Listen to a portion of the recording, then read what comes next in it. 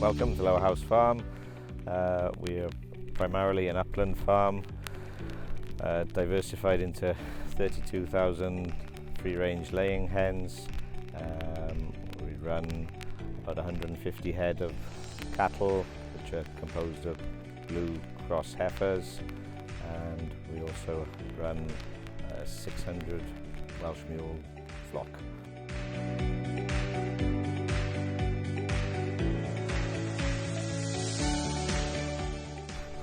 Probably being more in control of our inputs.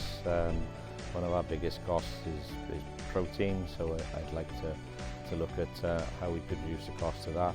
Not just inputs, is outputs. I'd like to make better usage of our nutrients that we produce here on the farm, especially the chicken muck, and focus on, well, it's a key issue in this area, focus on that a bit more.